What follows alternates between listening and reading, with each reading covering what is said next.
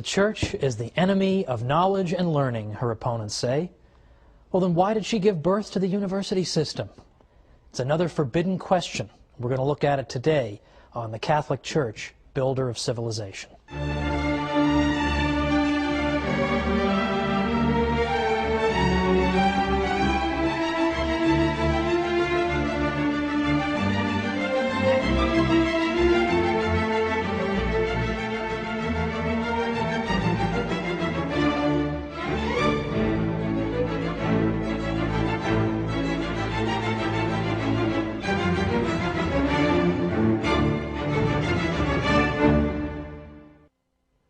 Welcome to the Catholic Church, Builder of Civilization.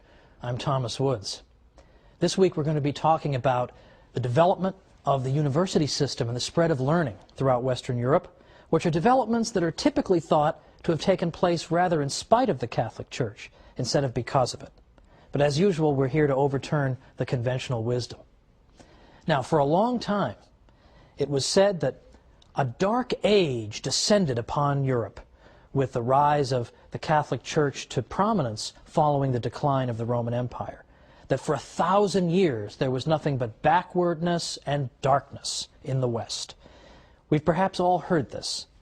But today, more and more we see historians are scaling back the time period that they would designate as dark.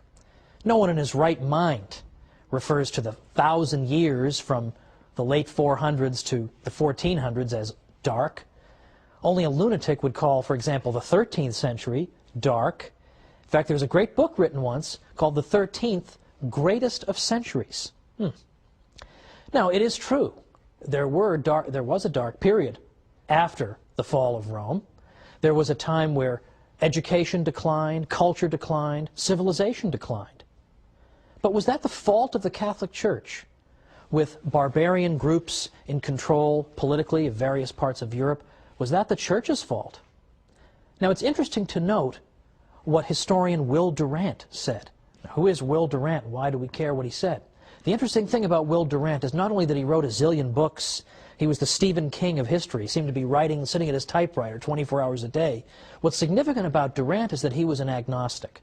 He had no dog in this particular hunt. He was not out to defend the Catholic Church, and sometimes he could be kind of vicious toward the Church. But even Will Durant understands that it's not fair to blame everything that goes wrong in Western Europe on the Catholic Church. Durant said, the basic cause of cultural retrogression was not Christianity, but barbarism. Not religion, but war. The human inundations ruined or impoverished cities, monasteries, libraries, schools, and made impossible the life of the scholar or the scientist. And then he says, perhaps the destruction would have been worse had not the Church maintained some measure of order in a crumbling civilization. Well, even in the midst of the crumbling, the Church did everything she could. And on another episode, we will look at the role of the monks. The monks did so many things, we should have 100 episodes on them. We'll have one. But that's for another time. For now, let's note that in the 8th century and the 9th century, Catholics are going out of their way, Catholic bishops, to build schools. Charlemagne, the great emperor of the West, ordered the various cathedrals to open schools, as I mentioned in a previous episode. After Charlemagne, 9th century bishops and local church councils called for the opening of schools. This was the great age of the copying of Latin manuscripts from the ancient world. Kenneth Clark is the author of the great classic book called Civilization, and he says this. He said, people don't always realize that only 3 or 4 antique manuscripts of the Latin authors are still in existence. Our whole knowledge of ancient literature is due to the collecting and copying that began under Charlemagne, and almost any classical text that survived until the 8th century has survived until today. Well, there's something to credit the Church with, don't you think? In fact, the 8th and 9th centuries saw the beginnings that were unfortunately snuffed out, of a kind of cultural revival that was known as the Carolingian Renaissance. And here we saw the attempt to bring back learning and culture. And we see, for instance, the copying of manuscripts, which is important. We see, in addition to that, the development of something called Carolingian minuscule. Carolingian minuscule was a kind of writing. Before the existence of Carolingian minuscule, you would see writing that had only capital letters, and if you ever get an email from somebody who sends you an email in only capital letters and you just can't bear to look at it, you know, who is this barbarian writing to me in all caps? It's annoying, it's hard to read, it takes longer to write. They also had no spaces between the words before Carolingian minuscule, no punctuation. So imagine just a big block of capital letters. That's a lot of fun to read. Beyond that, because of geographical isolation, people in this part of Europe, rather than this part of Europe, would develop their own script that was largely indecipherable to people from another part of Europe. Whereas it was monks who helped develop what was called Carolingian minuscule. Minuscule because it introduced the idea of lowercase letters. It also introduced spaces between the words, punctuation, and it constituted a single script, a single standardized kind of writing, so that people could travel throughout Western Europe and could understand each other. Well, that's no small contribution. That's one of the great contributions to the cause of literacy in the world. And that came out of this Carolingian Renaissance. Unfortunately, the Carolingian Renaissance died a premature death, largely because of more waves of invasion by still other barbarian groups. The 9th and 10th centuries, the 800s and 900s, saw wave upon wave of invasions by various groups, by the Muslims, by the Magyars, and by the Vikings. And these waves of invasion were devastating to the West. Monasteries were sacked and destroyed, as were centers of learning. Now, Western Europeans were often very, very good fighters, but they also tended to be very slow to organize. So by the time they could get themselves together, the raid was all over and they'd been sacked. And this happened year after year. Well, it's not the Church's fault if it's hard to maintain civilization when the Vikings are attacking you every single year. And when we consider that one of the best known of these attackers was a man named Thorfinn Skullsplitter, we can get a little flavor of what this must have been like to live at that time. And yet, the monasteries of the Catholic Church had incredible staying power.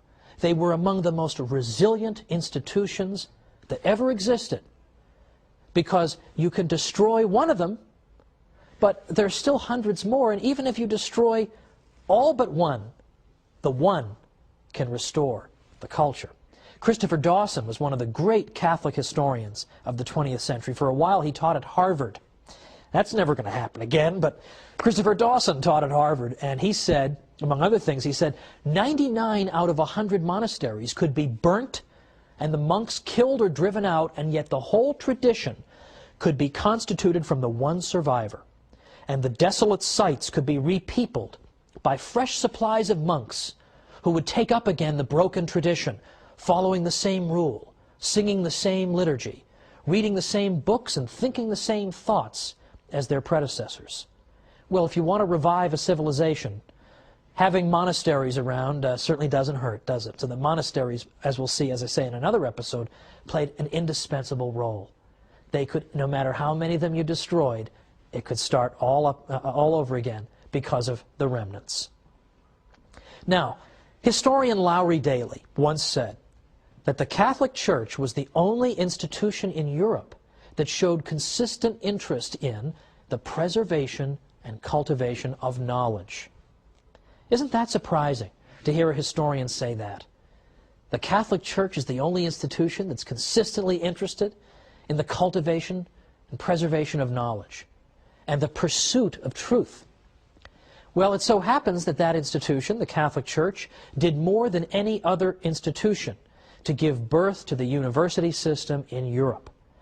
The university was a unique creation of the High Middle Ages in Europe. And when we say High Middle Ages, we typically mean perhaps 1150 to 1200, all the way to perhaps 1350 or 1300, that time period.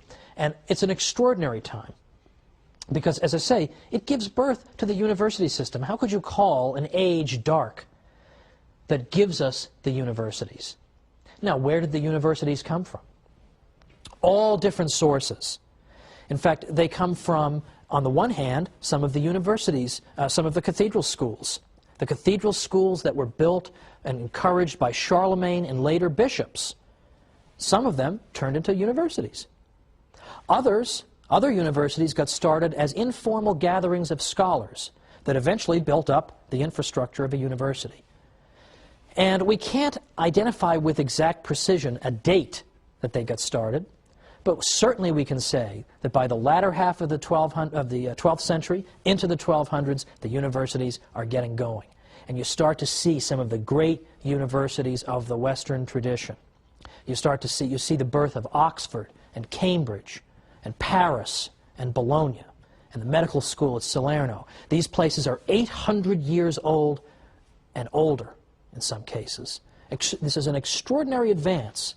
And what institution made it possible? Not simply the Catholic Church, but specifically the papacy.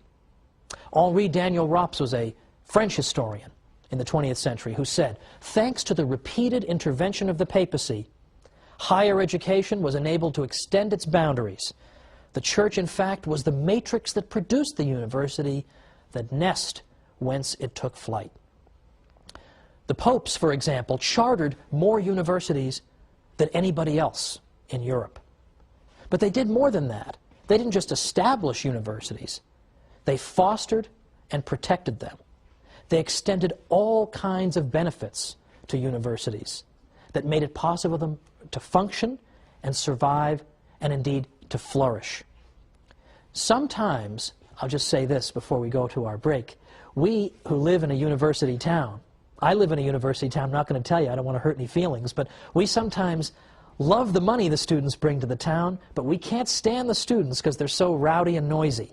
That happened in the Middle Ages too, and the popes protected the students from sometimes the abuse of the townsmen. Let's see how he did it after we come back with the Church, builder of civilization.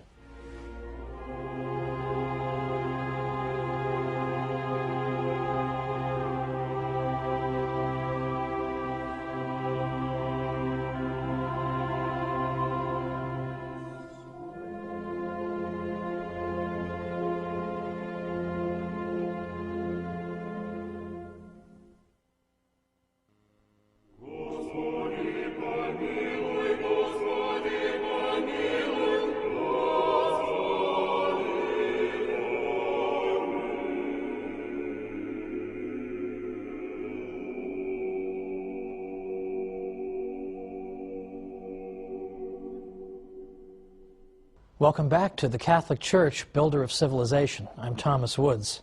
Before the break, we were looking at the development of the university system in Western civilization and noting that the Catholic Church played a larger role than any other institution in spreading knowledge, cultivating the pursuit of knowledge, and allowing the university system to blossom. There was no institution that did more, and the papacy in particular consistently intervened. Now, right away, as early as the 1200s, as the universities are forming, we already see the characteristics of modern universities. They were not absolutely identical to our modern universities, but we see important similarities. For instance, that we had the same distinction between graduate and undergraduate education that we have now. We had the idea that you go and you pursue a fixed course of study, upon the completion of which you receive a degree. All these things were features of the medieval university. Now, in the ancient world, they had schools, of course, they had academies, but they didn't have quite these features that I've described. And typically, if you belonged to an ancient academy, it meant that you belonged to the school of thought that dominated that academy. Whereas in the medieval university, there was no reigning school of thought. Instead, you had vigorous debate back and forth on a variety of subjects. But just before we went to the break, I specifically pointed to the role of the popes. How did the popes help to foster the universities, apart from chartering more universities than anybody? The popes also extended the benefit of clergy to students. Benefit of clergy is a privilege that was extended typically, of course, to clergymen, which said that if you were to harm a clergyman, it would be considered an especially heinous offense. Also, benefit of clergy meant that if you were a clergyman, you could have your case heard in a church court rather than a local secular court. Well, this benefit was extended to the students at universities because, as I suggested at the break, sometimes the local townspeople didn't really like the students, just the way they are today. A lot of people today look at the university students and they say, I like the fact that they've brought mom and dad's money to my town and they're ready to spend it on all kinds of ridiculous nonsense. However, I don't like the fact that they keep knocking over my mailbox. I mean, why would you get pleasure out of knocking over my mailbox? This sort of thing. People love the money and they hate the students. That's exactly how they felt in the Middle Ages. So sometimes the students would find themselves being hauled into some local court on trumped-up charges and just being harassed in general. The Pope prevented that from happening and allowed the life of the university to flourish by extending benefit of clergy to the students. Any time there was any need to intervene in the university system, if there was some kind of problem, people knew you appeal to the Pope and he will resolve it.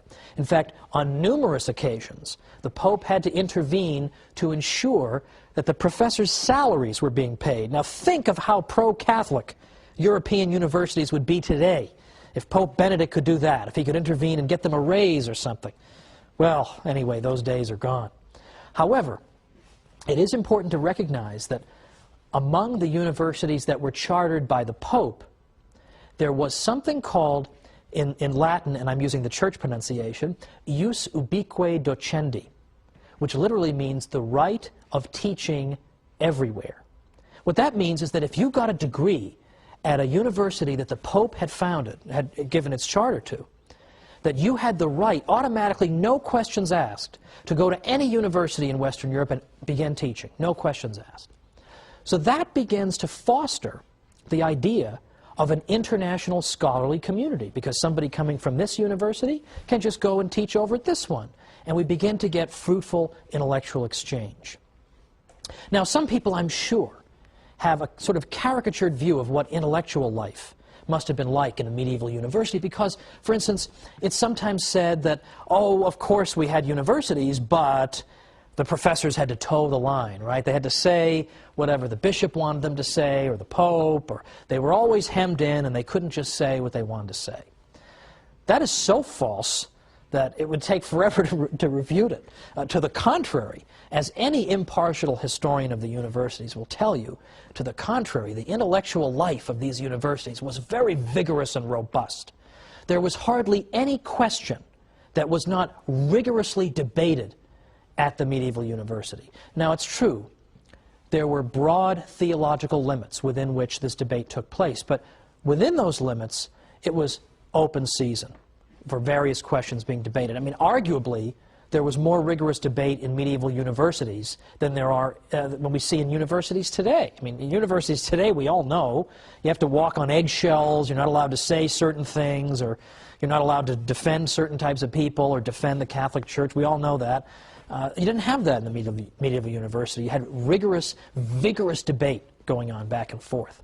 In fact, what you would see in the afternoons after the professors would give their morning lectures was that a professor would get up before the entire assembled university community, and he would do something called determine a question. That is to say, some controversial question would be debated by skilled debaters on both sides of that matter. And they would both make the strongest cases they could for their own positions. And then it would be up to the professor to step forward and synthesize everything that had just been heard and put it all together and resolve it, come to a solution on the basis of this rigorous debate. That was called determining a question, and that took place in the afternoons. Now, I would like to see a modern university try something like that, but you won't see it because the professors are all tenured and they want to just sit in their offices and type entries on their blogs, so they're not going to want to do that. But that was what the university system was like, and if you wanted to get a degree in a medieval university, you had to do that too. You as a student had to stand up there in front of the whole university community and determine a question. That's hard. That's difficult. Now consider also that we can see the debating nature of our Western civilization. We can see it evident in the writings of this time, the writings of the early centuries of the university. Take, for example, the great St. Thomas Aquinas, who is admired by all civilized people everywhere, in effect. Look at St. Thomas. Look at the way he debated with people. First of all, if you look at his Summa Theologiae, or Summa Theologica, you see that it's arranged according to questions and answers. Thousands of questions he raises. Incidentally, I used to put on my quizzes. I used to, yes, I'm admitting on camera that I gave multiple choice quizzes at the college level. I did that just to make sure they read their books, which they didn't, but I gave them the quizzes all the same. And one of the wrong answers I gave was, the church told people not to ask questions. Now, if you were even slightly listening to anything I was saying, there's no way you'd circle that answer. You wouldn't believe how many of them would circle it. I could have spent the whole semester standing up there saying the church fosters a culture in which questions were routinely asked. Wouldn't have made any difference. They've already been told the church hates knowledge. And so they all circled the wrong answer. Well, in any event, St. Thomas Aquinas asked question after question after question.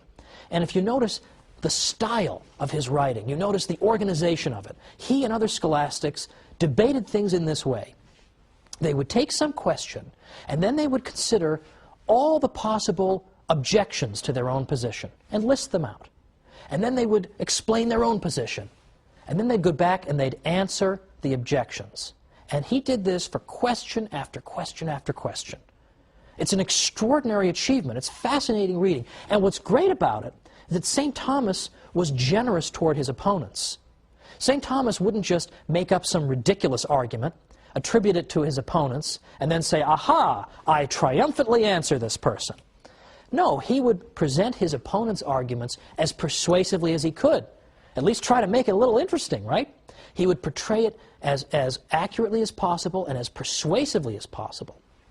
In fact, in some cases, St. Thomas would even think up arguments that his own opponents hadn't even thought of. And he would say, well, wait a minute, you guys also have this argument and this one. I'll give you those, and then he'd answer those. I mean, that is an honest debater. That's what Western intellectual life was like, and you see it in St. Thomas. It's organized in effect, the format of a debate, an ongoing debate with antagonists. That is an extraordinary achievement. That is what our Western civilization is about. It's not just uniformity, it's debate and discussion. Now, one of the great historians of science in our day is a man named Edward Grant. And he looked back at these medieval universities not long ago, and he found something very, very important there. And he said this, he said, what made it possible for Western civilization to develop science and the social sciences in a way that no other civilization had ever done before? The answer, I am convinced, lies in a pervasive and deep-seated spirit of inquiry that was a natural consequence of the emphasis on reason that began in the Middle Ages. With the exception of revealed truths, reason was enthroned in medieval universities as the ultimate arbiter for most intellectual arguments and controversies. It was quite natural for scholars immersed in a university environment to employ reason, to probe into subject areas that had not been explored before, as well as to discuss possibilities that had not previously been seriously entertained. And Professor Grant went on to say that the commitment to reason and rational discussion that we see in the Middle Ages and that we see in our modern world, this is one of the great gifts of the Latin Middle Ages to our world. But nobody knows about it. And he said it must, unfortunately, remain one of the best-kept secrets of the past hundreds of years. Isn't that astonishing? We shouldn't keep it a secret, however. We should go around telling people about this, because it's an extraordinary aspect of our civilization. Let's just end with St. Anselm, for example, is another example of what I'm talking about. St. Anselm, although he lived just before the universities were getting started, but he had the same spirit of rational inquiry. St. Anselm, for instance, had a book in Latin, Cur Deus Homo, which has been usually rendered in English as Why the God-Man, or Why Did God Become Man? Because St. Anselm used purely rational argument to try to consider, why did God do the extraordinary? Why did he become man and dwell among us? If he wished to reconcile the human race to himself, why did he not simply make a declaration from heaven? Why did he become man? And St. Anselm explained this by using his own reason, thinking about it. But what St. Anselm is known for the most, perhaps, among philosophers, is that he asked another rational question: does God exist? And he began to use reason to try to uncover the answer to that question. Does God exist? St. Thomas picked up this question, of course, and he had 5 ways that he used to demonstrate that God existed.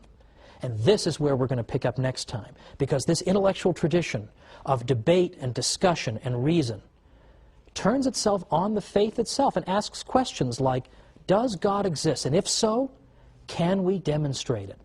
And I'm going to suggest that they did it. How did they do it? We'll see next time on the Catholic Church, Builder of Civilization. See you then.